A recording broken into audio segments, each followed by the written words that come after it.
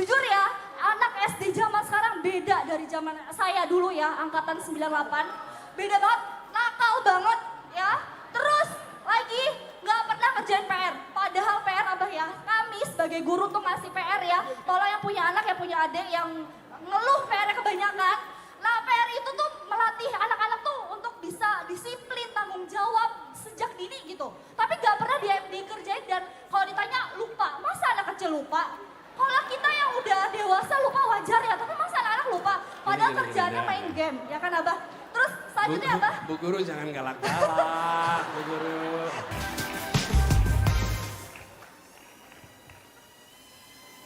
Oke, siap-siap ya, siap-siap.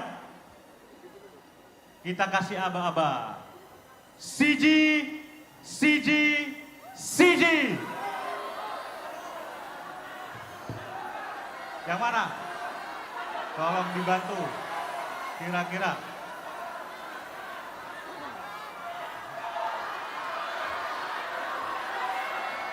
Yang mana Mas Anies kira-kira? Mbaknya dulu, masnya boleh, masnya, silakan Mas. Masnya Mbak, masnya yang pakai hijau, boleh maju ke depan, boleh.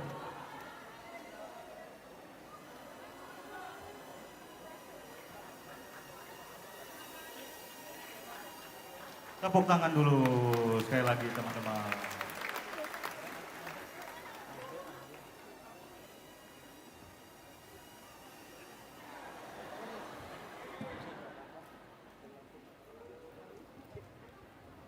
Silakan Mas Wahyu. Bismillahirrahmanirrahim. Assalamualaikum warahmatullahi wabarakatuh.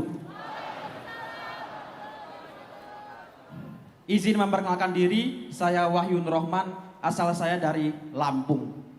Terima kasih. Tinggal di Lampung atau tinggal di Jogja? Tinggal di Jogja karena lagi studi. Oh gitu, ya. Pak Anies. Kuliah, terima kasih. Kuliah di mana? Kuliah di UIN Sunan Kalijaga. Pak. Mana mahasiswa UIN? Bangga jadi UIN. Oke. Izin duduk ya Pak Anies. Saya mungkin akan bertanya.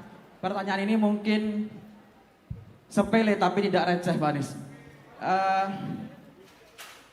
Saya menyoroti bahwasanya di dunia pendidikan khususnya mungkin ini sudah banyak disampaikan oleh para penanya-penanya atau audien-audien di luar sana. Bahwasanya keresahan yang saat ini terjadi pada para guru di Indonesia yang saat ini masih mengalami penerima gaji yang sangat rendah Pak Anies, sehingga guru itu tidak fokus menyampaikan pendidikan di sekolah. Karena apa? Karena dia memikirkan ekonomi di rumahnya yang mungkin kurang stabil, sehingga dia harus memikirkan pekerjaan lain Pak Anies, sehingga dia nggak fokus untuk menyampaikan materi sekolah. Tapi kita lihat di sisi lain, di beberapa tayangan televisi, acara televisi yang saat ini mungkin kita lihat kurang menayangkan edukasi yang sangat penting untuk generasi muda saat ini. Kita bisa lihat beberapa acara televisi. Dari pernyataan itu, gimana Pak Anies untuk mengatasi kurangnya sinkron antara dunia pendidikan dan dunia televisi yang menayangkan acara yang kurang mengedukasi generasi muda saat ini. Terima kasih Pak Anies. Ya, Mas Wahyu, terima kasih. Iya. Jadi begini, terkait dengan pendidikan. Pendidikan itu bukan hanya sekolah, tapi juga instrumen lain. Media melakukan pendidikan. Di antaranya adalah televisi. Iya. Kemudian juga banyak sekali aktivitas saya, termasuk pejabat negara. Pejabat negara itu sebetulnya melakukan pendidikan. Bahkan kalau Bung Hatta pernah mengatakan setiap pemimpin adalah pendidik. Karena dia memberikan didikan kepada rakyatnya tentang apa itu kebijakan, apa itu ideologi, apa itu langkah-langkah, itu proses pendidikan semua. Nah, khusus terkait dengan televisi. Memang kita punya komisi penyiaran di Indonesia yang melakukan monitoring. Nah, kami melihat begini, ada tambahannya. Menurut hemat kami, kalau ada acara yang dianggap tidak mendidik, dianggap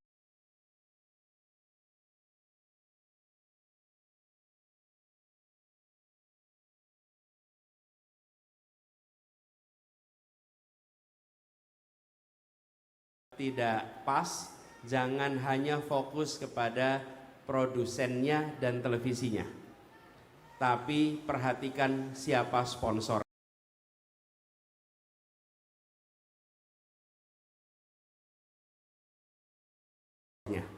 Kita ingin sponsor-sponsor itu ikut bertanggung jawab, dan tidak ada sponsor yang ingin dianggap mensponsori kegiatan yang merusak. Pasti, semua sponsor pasti ingin diasosiasikan dengan kebaikan. Jadi Mas Wahyu, kalau ada kegiatan yang menurut Anda program yang tidak pas, maka publik soroti siapa sponsor di acara itu. Sponsornya yang ditekan, sponsornya yang diprotes, saya yakin acara itu nggak akan bisa bertahan lama. Tapi kalau yang diprotes itu adalah penyelenggaranya, pasti akan sulit. Nah, negara ada aturannya, tapi kita harus memastikan bahwa di satu sisi kita mengatur tentang norma-normanya, di sisi lain kita tidak boleh juga menghentikan kebebasan untuk berekspresinya. Karena itu, ekspresi publik, ungkapan publik, penilaian publik harus diarahkan ke tempat yang benar. Menurut saya, arahkannya pada sponsornya. Karena sponsornya itu pasti akan merevisi, mereka akan memilih membiayai kegiatan-kegiatan yang oleh publik dinilai positif dan tidak dinilai negatif. Gitu jawabnya. Ya, terima kasih Pak Anies. Tapi untuk pertanyaan pertama Pak Anies mengenai guru yang mungkin saat ini masih minim. Sebenarnya tadi udah dijawab. Tadi udah jawab. Salah satu pertanyaan dari sosial media adalah tentang guru honorer. Itu satu persatu diangkat secara bertahap sehingga nanti semua punya kepastian kerja. Gitu ya. Oke, cukup Pak Anies. Ya, Terima kasih atas.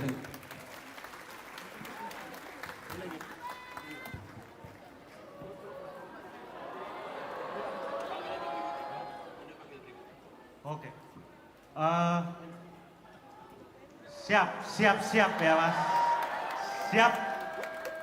Siap untuk mendesak Mas Anies? Siap. Oke. Kita kasih aba-aba seperti biasa. Satu.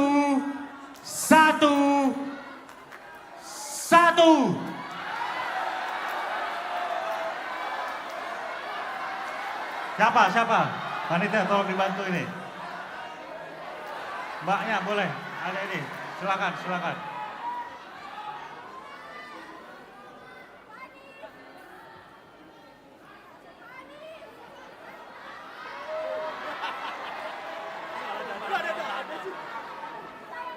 Oke. Silakan Mbak. Boleh langsung ke depan menempati panggung bersama Mas Anies.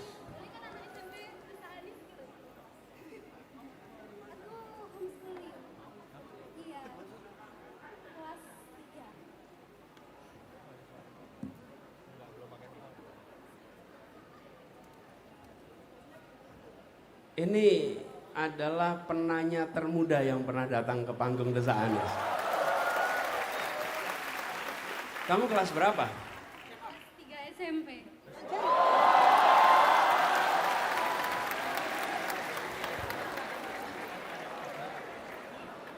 Pamit. Kamu homeschooling kamu ya? Kenapa? Homeschooling. Iya, saya homeschooling dan ini disupport sama umi saya. Jadi Mana dia, ibunya? Itu. Iya. Makasih Bu. Namanya siapa? Zian. Iya. Perkenalkan, nama saya Zia Robina, panggilannya Zia.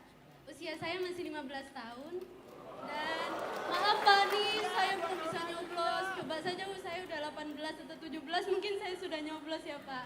Tapi ternyata saya belum bisa. Tapi saya sebagai masa depan bangsa putra-putri Indonesia ini sudah mulai mempelajari calon pilpres nanti di tahun 2028 atau 2029 mungkin ya. Keren ini.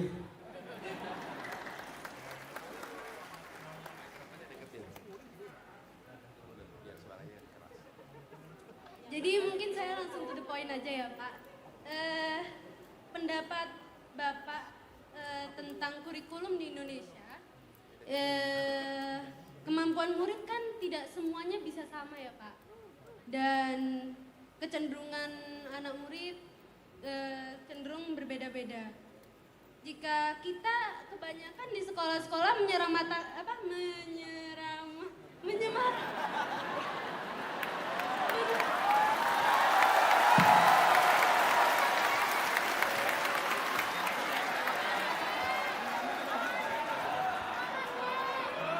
Tepuk tangan dulu dong. Iya. masih grogi Ini Pak. enggak, ini keren. Yang mahasiswa kesini belum tentu bisa pegang mikrofon nggak goyang, betul nggak? Iya. Saya dulu SMP begini, maju ke depan, tanya Pak Jono tuh, maju ke depan pegang kertas bergetar kertasnya. Ini Zia ke depan, tenang pegang mikrofon, ngomong dengan baik, top kamu. Yuk terusin. Jadi saya dulu pas TK kecil ada kesusahan Pak dalam membaca, belum bisa. Sedangkan TK kecil ini mereka masih di masa bermain Pak. Dan kebetulan saya masih belum bisa baca. Tiba-tiba posisi juga baru pindah dari kota lain ke pindah kota ya. Lalu pertanyaannya? Di situ saya sudah mulai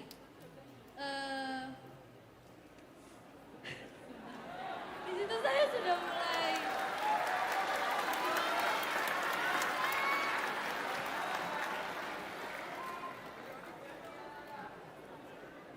intinya gini deh Pak, saya karena masih grogi nih Pak, kadang-kadang tuh iya.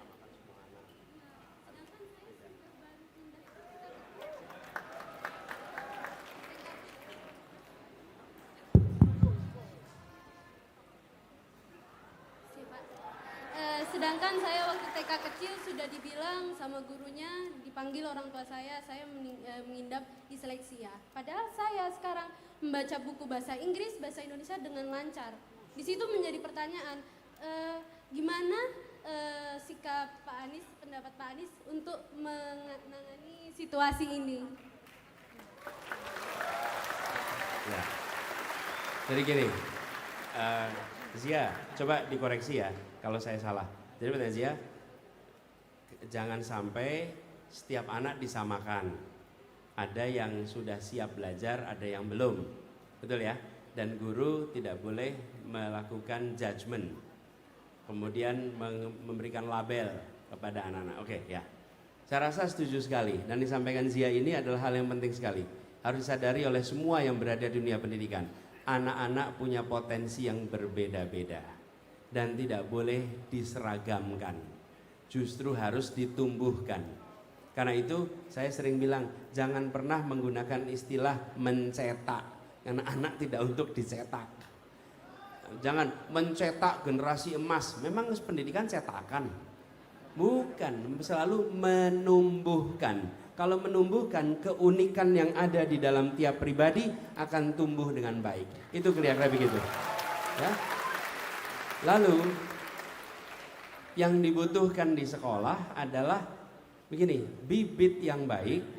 Ini kalau misalnya analog sebagai perumpamaan tanaman, bibit yang baik supaya bisa tumbuh harus ada tanah yang subur, betul ya?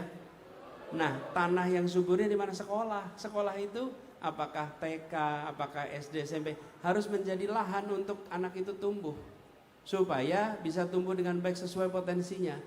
Lalu bibit baik, tanah subur, iklimnya harus baik. Kalau iklimnya tidak baik tidak bisa tumbuh. Yang bikin iklim siapa? Pemerintah. Dengan kebijakan-kebijakan yang dibuatnya. Nah, gurunya yang bagian merawat tidak boleh judgement begitu. Dan menurut saya di fase pendidikan usia dini tidak boleh anak-anak diharuskan bisa membaca dan menulis, tidak boleh. Itu masa bermain, betul-betul bermain. Biarkan anak-anak bermain. Nanti masuk SD baru mulai belajar menulis. Dan pengalaman saya pribadi, saya ini masuk TK umur 3 tahun. baru masuk SD umur 7 tahun. Jadi 4 tahun TK-nya itu. Cum laude itu TK. Kalau kuliah itu kan makin cepat makin dapat cum laude kan? Kalau TK makin lama itu makin cum laude. Jadi saya masuk TK 3 tahun di TK Aba di Dagen. Kemudian habis itu masuk TK Masjid Syuhada. Dan saya baru belajar baca tulis itu SD kelas 1. Saya beruntung sekali. Kenapa? Orang tua saya tidak pernah memaksa saya untuk calistung waktu TK.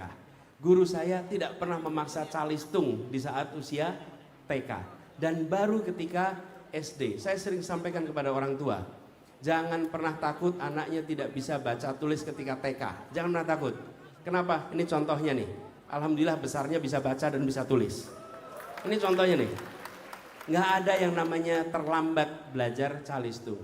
Justru itu kesempatan bermain yang harus dijaga. Jadi Zia, saya setuju. Kapan-kapan kamu bikin tulisan soal itu, biar jadi pengalaman buat semuanya, ya. Oke, makasih Zia. Saya boleh tanya nggak sama kamu? Gantian saya yang tanya. Boleh pegang dong ini ya. Zia, kalau nanti kamu udah gede, kamu pengen bikin apa?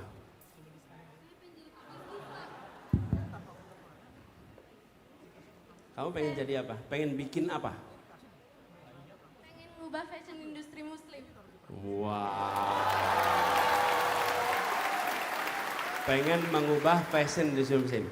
Diubah jadi gimana?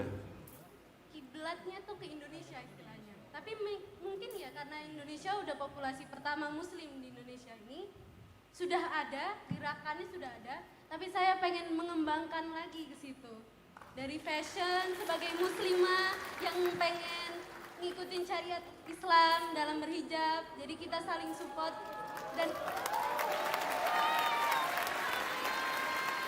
saya sekarang sudah mulai dari homeschooling, saya sudah disupport sama ibu saya dan nama brandnya Zira, tapi belum mulai Pak, karena juga saya mau memasuki sekolah dulu, SMA, terus SMP, jadi mungkin kuliah saya mungkin mulai. Wah, top. Jadi Zia ini nanti mau dorong untuk Jadi teman-teman sekalian, begini, ketika potensi ada, cita-cita ada, soal kemauan aja insya Allah jadi kenyataan, ya. Selamat, ya. Selamat ya. Ibu selamat Bu ya, udah didik anaknya dengan baik, Masya Allah.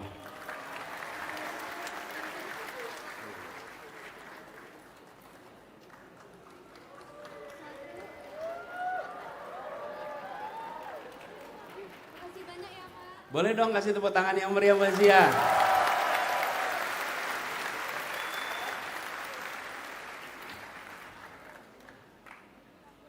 Makasih Mbak Ziza.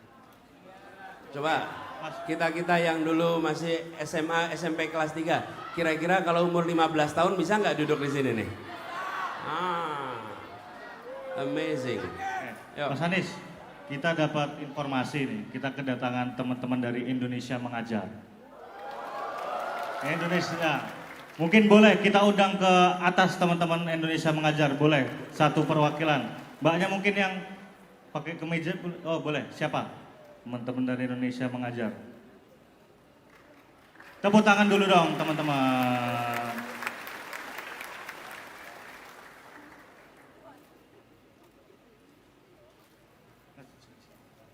Nih, tangganya di depan sini. Oke. Silakan. Halo Pak Anies. Halo. Salam dulu saya tegang. Saya Metri, Kamu kata berapa itu? 16. Saya Iya. Urban planning. Eh, Itu dulu ditempatkan di mana? Saya di Konawe, Sulawesi Tenggara. Mungkin saya juga ingin bercerita ya Pak. Saya dari kemarin kepikiran ya teman-teman bahwa Pak Anies kan menggalakkan banget gerakan yang organik, kampanye yang organik gitu. Jujur Pak, dulu saya sempat tidak percaya gitu dengan, meskipun saya PM, saya tidak percaya apakah betul gerakan organik itu bisa tumbuh gitu. Sampai akhirnya saya merasakan sendiri gitu. Ketika di Konawe, di angkatan saya mencoba mengajak PPI dari Sulawesi Tenggara, kemudian PPI dari Utrecht, kemudian dari Duta Bahasa Sulawesi Tenggara untuk kita sama-sama membuat perpustakaan atau taman baca di desa saya bekerja. Di mana teman-teman, desa saya itu 8 jam ditempuhnya dari kota kabupaten, dan teman-teman untuk mencapai daerah saya yaitu Desa Lalomerui, teman-teman nggak bisa pakai transportasi umum karena di sana tidak ada. Jadi seperti anak PM pada biasanya Pak, saya numpang di mobil bak sayur, kemudian saya duduk bersama beras-beras dan kadang dengan kompor dan segala sayuran yang ada.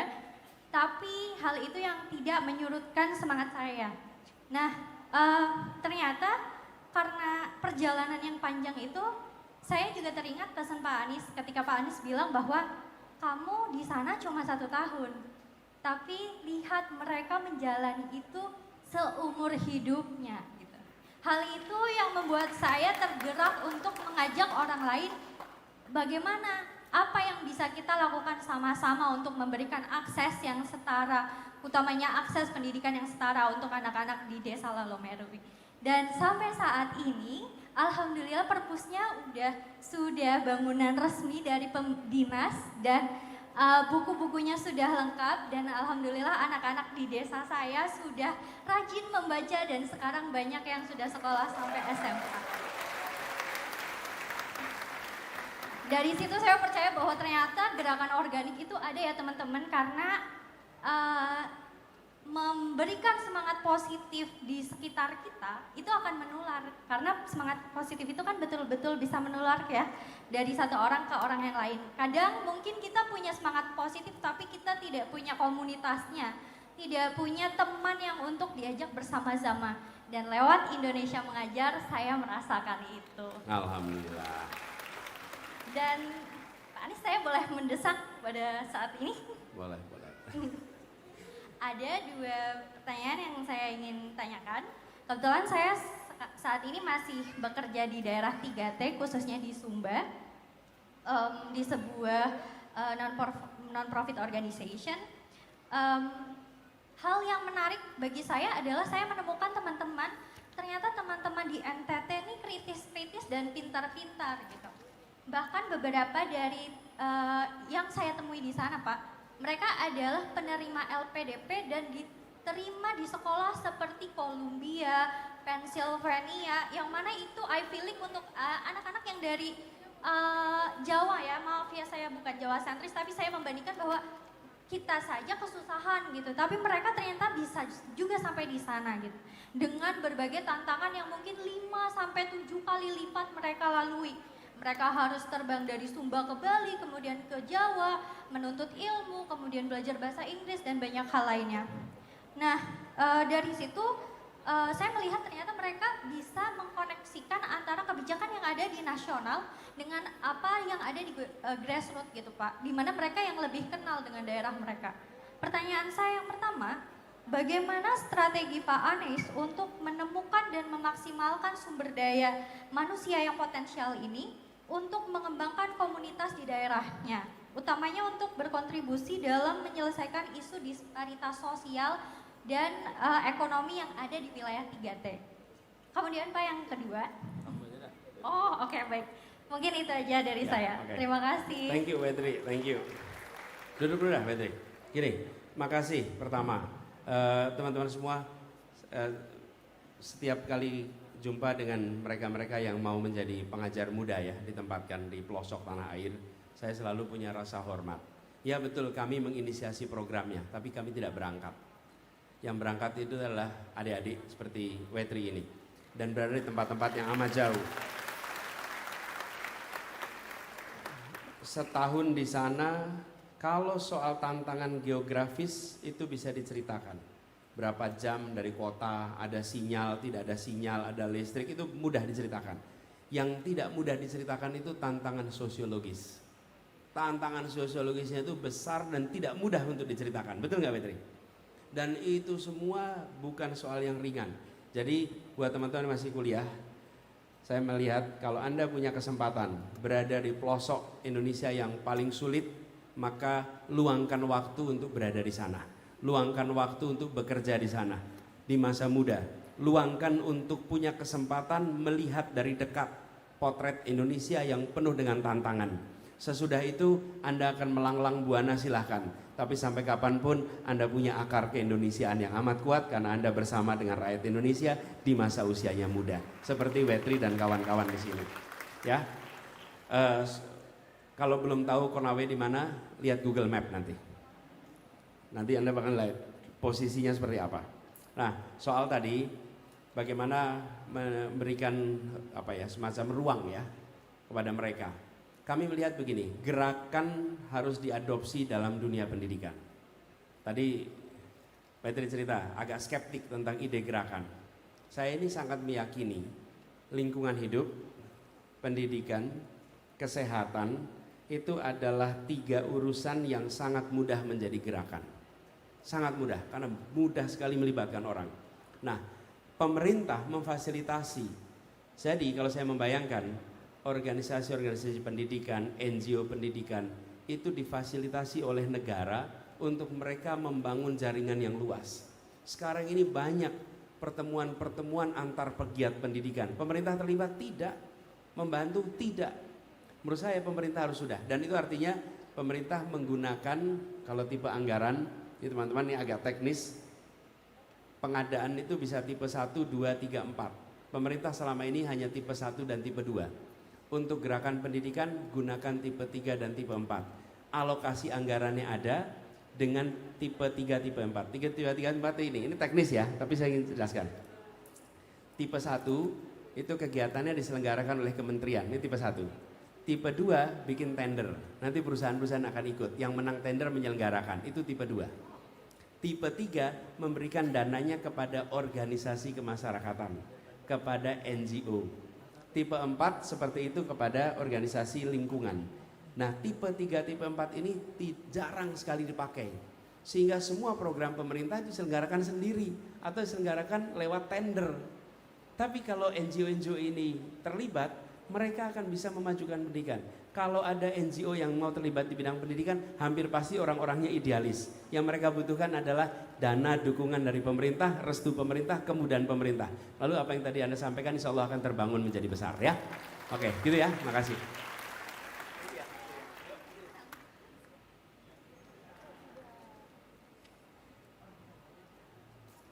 Sebentar.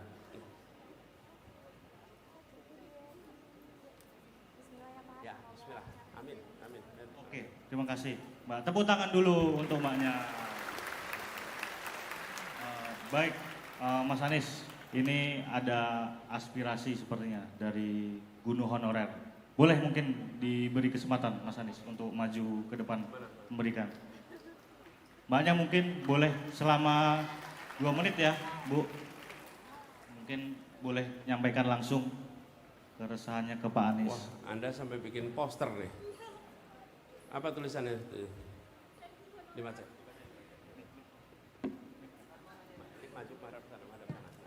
Saya guru honorer yang tidak bisa masuk Dapodik dan sekarang nyambi jadi guru TPA di SD Abah dulu, di SD Negeri Percobaan 2. Betul Abah, dulu SD Percobaan 2. Iya, sekarang saya nyambi jadi guru TPA di sana Abah. Karena gaji guru honorer kecil sekali Abah. Yang kayak tadi, Mas yang tadi bilang itu betul sekali, saya setuju. Apalagi saya yang tidak bisa masuk Dapodik. Saya lulus 2020 Abah, saya sarjana COVID. Dan saya alhamdulillah keterima di SD Negeri, boleh disebutin apa? Ya. Di Samirono, menjadi guru honorer sampai sekarang alhamdulillah. Tapi dari awal masuk tidak dikabarkan gitu. Saya juga tidak tahu kalau di negeri itu ternyata harus masuk Dapodik. Kalau apalagi saya guru pelajaran Abah, guru PAI, Pendidikan Agama Islam gitu. Nah, jadi di guru PAI itu kan ikut Kemenak ya Abah ya. Di Kemenak juga ada aturannya harus masuk EMIS, harus punya, ada satu lagi saya lupa, maaf, saya grogi banget ketemu Abah. Serius. Maaf ya Abah ya, belum diperiksakan tapi saya udah ngomong duluan. Terus Ya, pertanyaannya apa? Pertanyaan saya, ya insya Allah Abah terpilih jadi presiden. Saya, amin ya robbal alamin. Harapan saya, tolong dipermudah Abah, jangan dipersulit kayak pemerintahan sekarang. Ya, dulu saya punya harapan Abah, serius. Dulu punya harapan lulus dari UIN, Sunan Kalijaga, jurusan PAI. Saya ingin daftar jadi CPNS, tapi itu peraturan yang dihapuskan. Karena CPNS itu khusus guru diganti menjadi P3K dan aturannya harus mengajar minimal 2 tahun. Gitu, harus bisa masuk Dapodik dulu. Nah, jadi harapan saya tuh 0% Abah. Karena saya guru honorer yang tidak bisa masuk Dapodik sampai hari ini. Jadi saya tidak terdaftar di Kemendikbud gitu ya, Abah. Saya minta tolong. Dan yang kedua, saya kan SD ya Abah ya, belajar di SD. Ketika nanti Abah jadi guru honorer, ketika Abah jadi, aduh ya Allah, ketika Abah nanti jadi presiden, maafin Abah ya Allah. Maaf. Saya grogi sumpah, gemeteran demi Allah.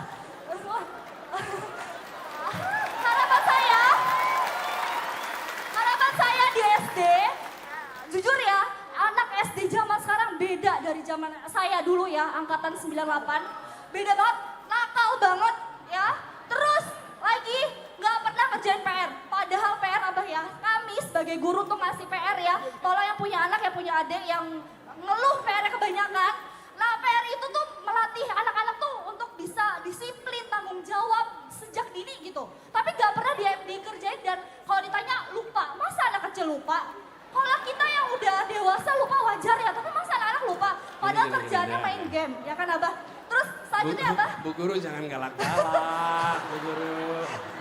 Terus Abah, saya masih nggak nyangka gitu. Terima kasih ya teman-teman yang di sana sudah memudahkan saya untuk maju bertemu Abah langsung. Terima kasih, saya padahal nggak kenal sama mereka. Boleh. Namanya siapa? Amirah Maulida. Amirah pakai H. Maulida. Amirah, ya. Ya. Abah satu lagi, saya curhat sedikit, selain saya jadi guru TPA, saya juga nyambi jadi guru les yang bayarannya 1 jam cuma 35.000 teman-teman. Oke, Iya. siap. Gini, Iya, gitu. siap. Ya. Ayo, Ya, terima kasih Abah. Amirah, terima kasih. Terima kasih udah milih jadi guru. Terima kasih udah milih untuk jadi guru TPA apalagi, ya. Gini, yang soal ini nanti kita lihat, soal administrasi. Yang penting begini, tadi saya bilang, jangan sampai urusan administrasi dalam sistem yang sekarang itu dibiarkan. Tadi saya bilang kan, kurikulum dan lainnya ya yang kurang dikoreksi, administrasinya harus dibereskan supaya tidak menjadi beban. Oke, karena itu banyak urusan-urusan administrasi seperti itu. Terus ini Amirah, buat teman-teman semua, ini apa karena Amirah cerita soal guru SD. Dari semua jenjang pendidikan paling menantang jadi guru SD. Guru SD, guru TK itu paling menantang. Kenapa? Karena anaknya polos-polos, jujur-jujur. Jadi guru itu, ini namanya Amirah. Amirah itu pemimpin. Pemimpin perempuan itu Amirah, betul nggak ya? Nah, Amirah, nah ini pesan juga. Jadi, ini saya selalu sampaikan sama anak jadi pengajar muda. Kalau menjadi guru SMA, ya tentu menantang, tapi mereka sudah bisa mengelola. Tapi anak SD, kalau Anda tidak menarik, mereka tidak tertarik. Betul. Kalau gurunya tidak bisa mengajar, menginspirasi, mereka akan meninggalkan. Oke? Jadi, kalau lagi begitu, harus dilihat juga sisi lain.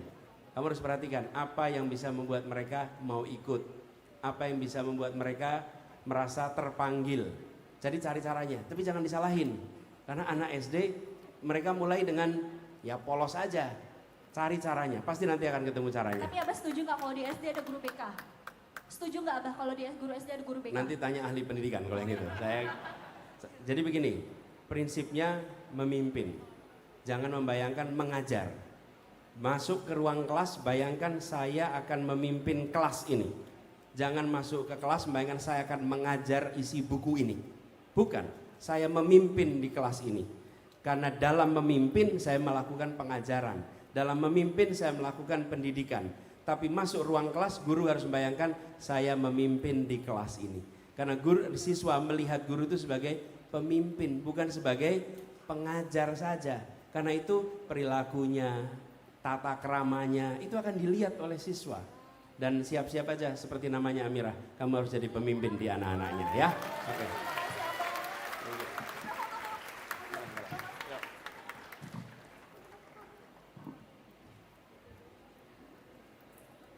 Oke. Siap teman-teman. Jadi karena waktunya yang sudah mepet, menghadirkan 3 penanya langsung ke depan, tapi langsung ditanyakan pertanyaannya selama 1 menit ya teman-teman ya. Sepakat? Jangan lebih ya, sepakat? Oke, coba saya ambil dari kanan, kiri, dari sini ya teman-teman. Oke, sebentar, tapi saya, bentar, sabar. Oke, hitung ya, siji.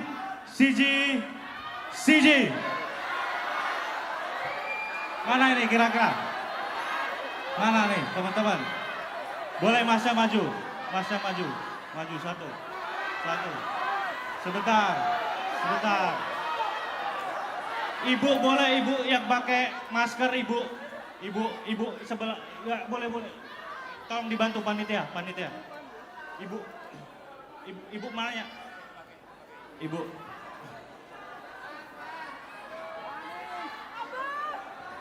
Dibantu pakai alat. Depan. Ibu mohon tolong teman-teman panitia. Ya tolong dibantu.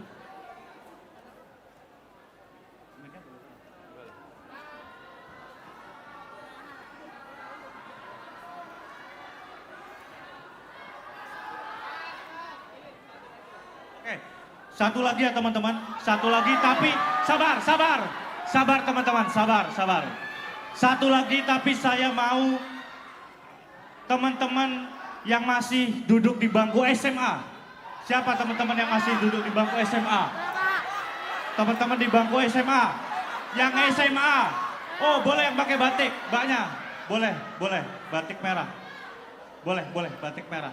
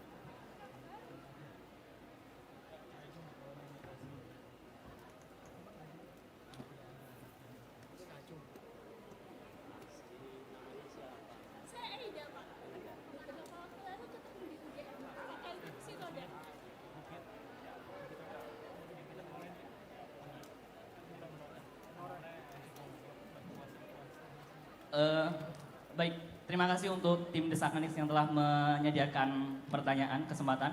Mungkin langsung saja Pak, ini keresahan sendiri, nama saya Hendri, kemudian saya dari Blitar dan kemarin adik saya baru masuk ke SMA. Cuman terkait dengan sistem zonasi Pak tadi sudah dijelaskan ya bahwa zonasi akar masalahnya adalah piramida tadi atau yang tidak cukup bangkunya. Cuman gini Pak, dengan adanya sistem zonasi ini saya melihat bahwa justru dijadikan KKN Pak di tingkat daerah. Terus terang saja di tempat dulu saya sekolah di SMA di Blitar, untuk masuk ke sana orang-orang bisa pindah kakak, atau yang kedua untuk bangkunya sendiri itu beli Pak 25 juta per siswa. Mungkin ya 25 juta per siswa, dan itu oknum di dalam sekolah saya nggak perlu sebutkan dan kerjasama dengan dinas. Konkret saja Pak, apa yang akan Bapak lakukan untuk menangani oknum-oknum seperti ini, sumber daya manusianya. Dan yang kedua Pak, terkait boleh S3. Oh ya udah itu saja Pak. Mungkin terima kasih atas kesempatan yang diberikan. Henry ya? Iya, Henry, Oke, Pak. makasih Henry.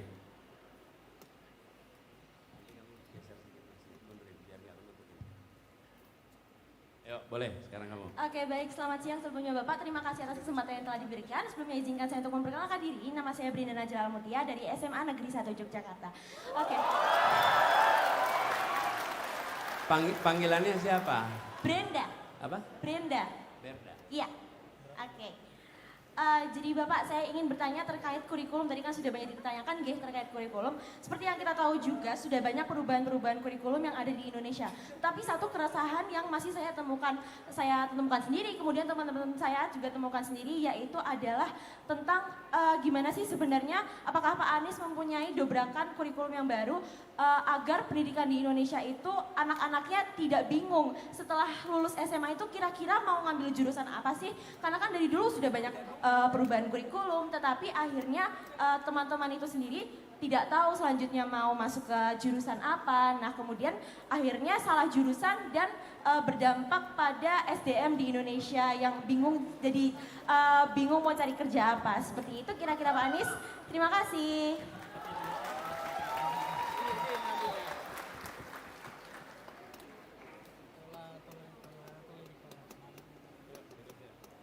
Terima kasih atas kesempatan yang diberikan.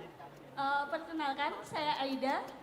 Saya mahasiswa Ilmu Hubungan Internasional S2 di UGM.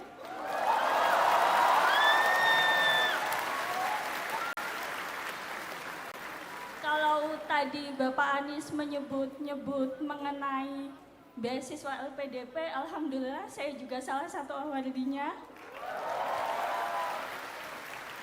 Tapi yang ingin saya desak kepada Pak Anies adalah, saya waktu sekolah menengah itu terpaksa beasiswa saya dicabut Pak.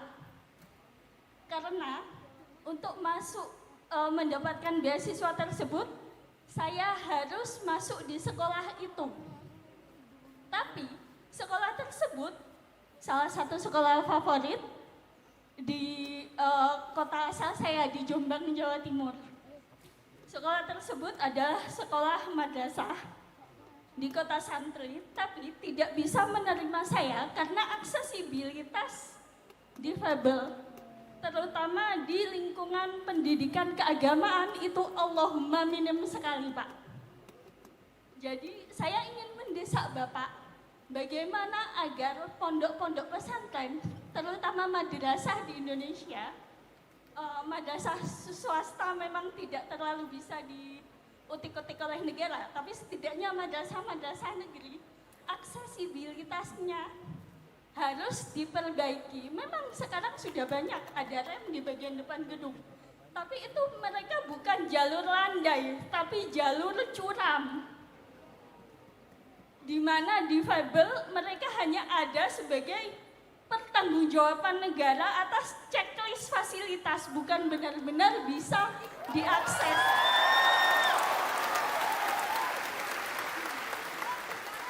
Tidak usah di madrasah, atau berapa banyak sih pondok inklusi.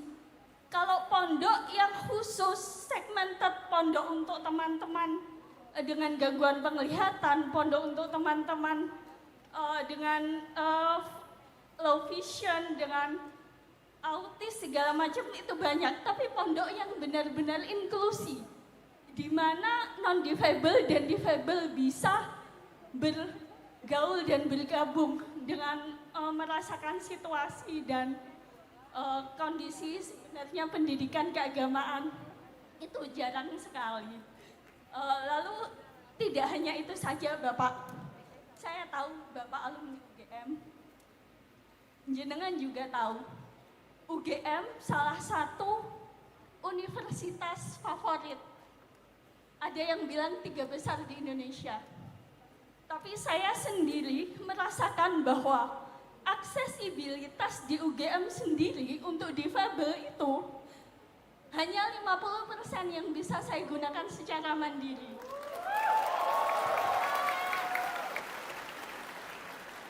Ini UGM, bagaimana dengan universitas di provinsi lain? Ini UGM di Jawa, di kota pendidikan, di kota pelajar. Bagaimana dengan di luar Jawa? Jadi mohon Bapak untuk nanti jika ada pemenang tender atau program pemerintah, libatkan difabel untuk paling tidak mencoba semua fasilitas yang ada. Ya, iya. Ya, jadi mohon agar Ya. kami dibantu begitu Pak. Siap. Yes. Tepuk tangan buat Aida. Makasih. Baik, terima kasih. Pertama, Bung Henry, soal bangku sekolah yang dijual belikan.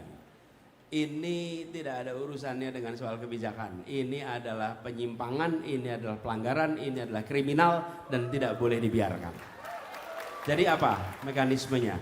Ini yang kemarin saya sampaikan. Harus ada mekanisme untuk orang melaporkan dan dilindungi.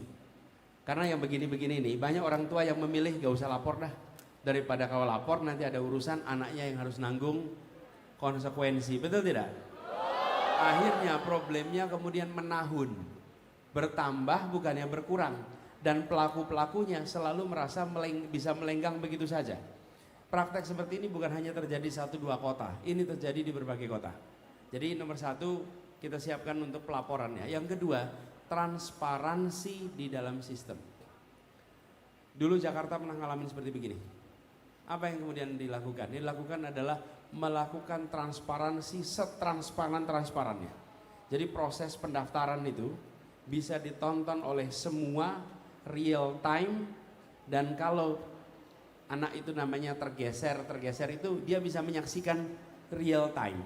Dengan begitu fairness itu akan terjadi, dan kalau ada fairness maka kita akan bisa memastikan sistem itu berjalan dengan baik. Lalu yang tidak kalah penting, melakukan rotasi guru ke berbagai sekolah sehingga sekolah-sekolah itu memiliki komposisi guru yang relatif setara. Tapi kalau itu tidak dilakukan, maka yang terjadi adalah pengumpulan di beberapa tempat saja. Begitu juga dengan kepala sekolah, memastikan mereka terrotasi dengan baik supaya setiap sekolah nantinya menjadi sekolah yang makin hari makin baik. Itu kira-kira yang perlu dilakukan. Kemudian Berda, ini maju sini dong biar jawabnya ke depan dikit. Nah gini, Berda, ini SMA kelas 2. Ini lagi-lagi kita ketemu anak-anak muda yang luar biasa di Jogja ini ya. Kita kasih tepuk tangan buat Berda. Berda, makasih dan anak-anak SMA itu tahu persis tentang efek kurikulum. Saya pernah, waktu itu saya tugas di kementerian, saya datang ke sebuah SMA, itu anak-anak SMA-nya presentasi betapa bermasalahnya kurikulum kita, oke? Dan dia menunjukkan masalahnya 1, 2, 3, 4, 5 gitu. Jadi di antara semua pihak yang diajak bicara soal kurikulum, yang paling jarang diajak bicara siswanya sendiri. Betul ya? Nah menurut saya ke depan kita harus ajak bicara siswa. Yang kedua, begini teman-teman. Soal bidang dalam kuliah, ini yang kita harus bicarakan lebih jauh. Saya melihat sudah mulai ada peluang untuk sekarang mengambil mata kuliah di fakultas-fakultas yang berbeda-beda. Sekarang mulai ada peluang itu bukan? Mulai ada peluang. Artinya apa? Sebenarnya proses belajar di kuliah di kampus S1 jangan semata-mata ditempatkan sebagai persiapan kerja. Jangan. Tapi tempatkan itu sebagai pembelajaran untuk membekali dengan pengalaman yang di dalamnya ada pengetahuan. Jadi di kampus itu jangan hanya aktif di ruang kelas, aktif juga di luar kelas. Dan tidak dibatasi hanya satu bidang, lengkapi dengan berbagai macam bidang. Luaskan pengalaman itu.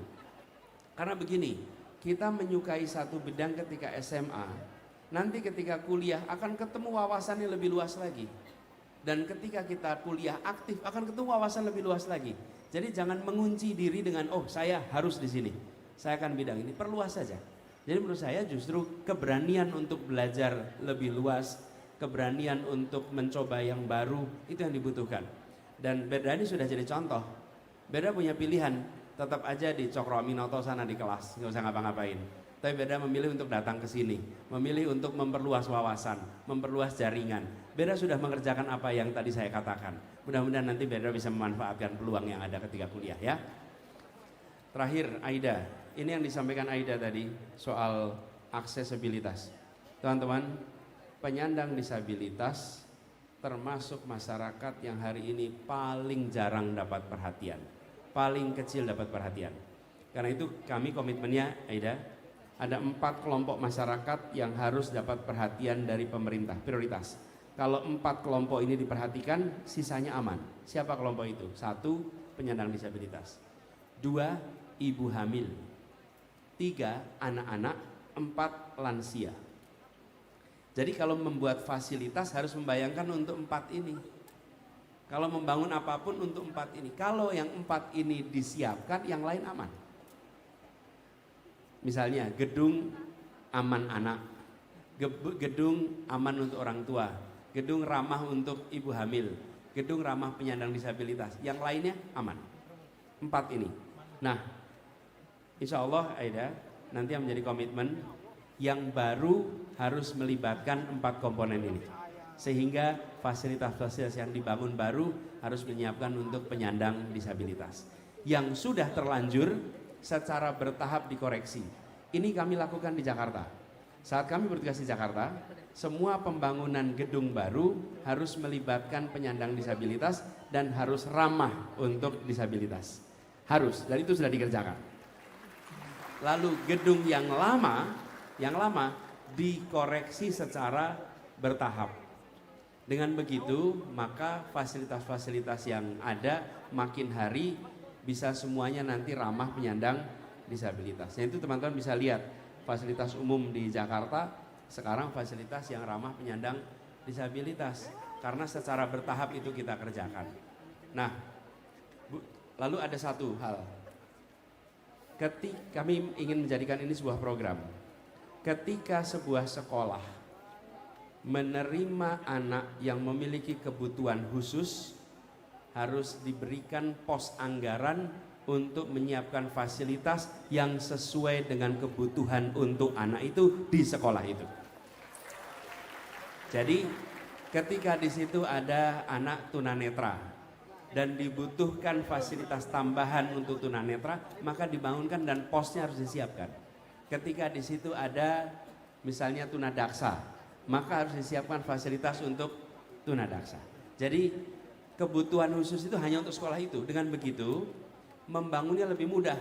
Tapi kalau kita memulai dengan semua sekolah, belum tentu alokasi anggarannya cukup. Tapi di sekolah yang di situ dibutuhkan, posnya boleh dipakai dan itu bisa diatur lewat kantor daerah atau kantor wilayah sehingga bisa dibangun fasilitas yang sesuai supaya itu bisa dipakai untuk semuanya.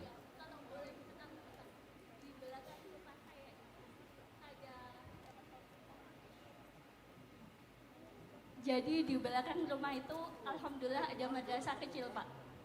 Karena saya ingat struggle waktu menempuh pendidikan dasar, saya memberanikan diri untuk karena madrasah ya di bawah Kementerian Agama, tapi ternyata tidak ada pos karena di madrasah kami waktu itu ada 5 difabel, dari mulai tunadaksa sampai yang difabel mental juga ada. Tapi ternyata di Kementerian Agama, di kantor kecamatan itu tidak ada pos. Yang ada pos itu di UPT Pendidikan.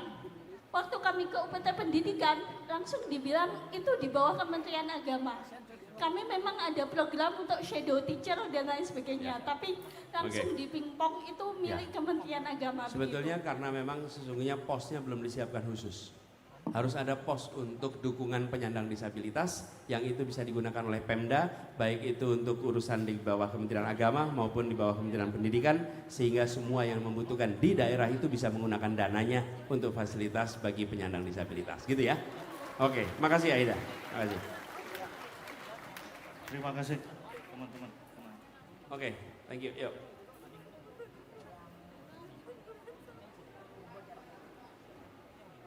Oke teman-teman, karena kita sudah sampai di penghujung acara, bagi teman-teman yang masih punya keresahan atau masih ada yang ingin ditanyakan, nanti kita sudah siapkan kotak aspirasi. Nanti silahkan teman-teman tulis apa yang ingin dititipkan atau ada hal yang ingin disampaikan, silahkan masuk ke kotak aspirasi ini teman-teman. Oke. Tapi sebelum kita tutup teman-teman, kita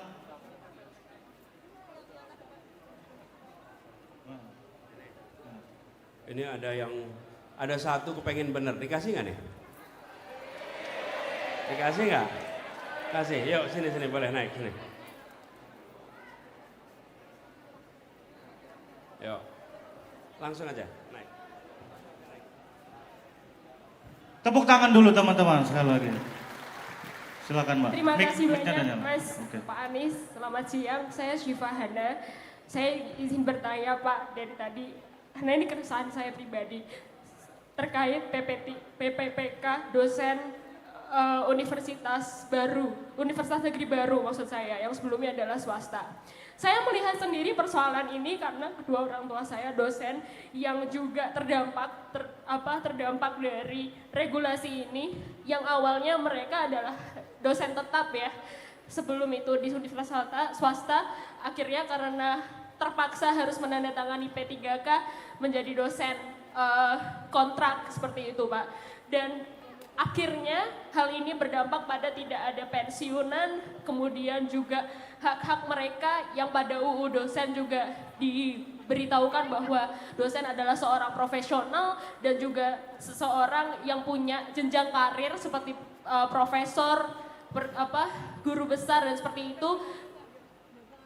Menurut saya tidak cocok P3K diterapkan pada profesi dosen karena kontrak, karena mereka punya potensi terancam kontrak Pak Anies.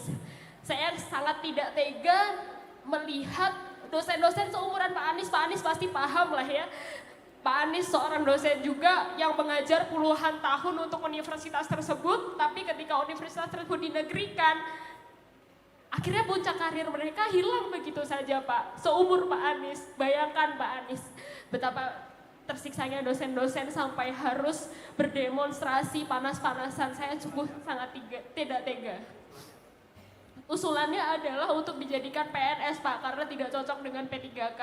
Sehingga yang ingin saya tanyakan, bagaimana pendapat Pak Anies ketika Pak Anies nanti terpilih menjadi presiden tahun ini. Terima kasih.